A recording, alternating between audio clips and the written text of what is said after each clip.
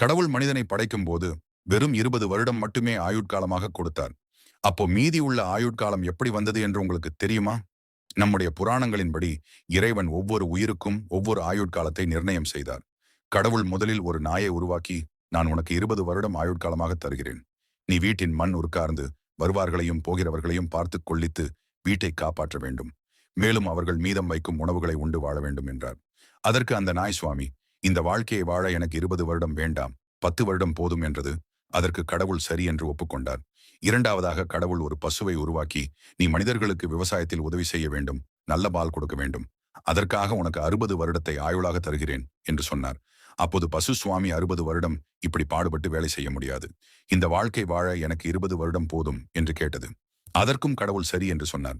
கடைசியாக கடவுள் மனிதனை உருவாக்கி, நீ பூமிக்கு சென்று உனக்கு பிடித்தபடி சந்தோஷமாக வாழலாம், உனக்கு 20 வருடத்தை ஆயுளாக தருகிறேன் என்று சொன்னார்.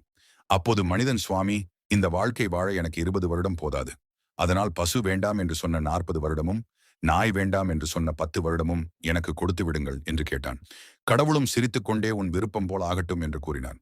இப்படித்தான் மனிதனுக்கு இவ்வளவு ஆயுள் காலம் கிடைத்தது.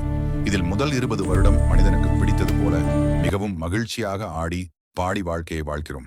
அடுத்த 40 வருடம் ஒரு மாட்டைப் போல தன் குடும்பத்திற்காக கடுமையாக வளைக்கிறோம். கடைசி 20 வருடம் ஒரு நாயைப் போல வீட்டிற்கு வருபவர்களை பார்த்து திட்டிக் கொண்டு கிடைத்த உணவை சாப்பிட்டு கொண்டு வாழ்கிறோம். இப்படித்தான் மனிதனின் ஆயுள் காலம் அமைந்தது. மேலும் இந்த வீடியோவை லைக் செய்து உங்களுக்கு பிடித்த கடவுளின் பெயரை கமெண்டில் பதிவிடவும்.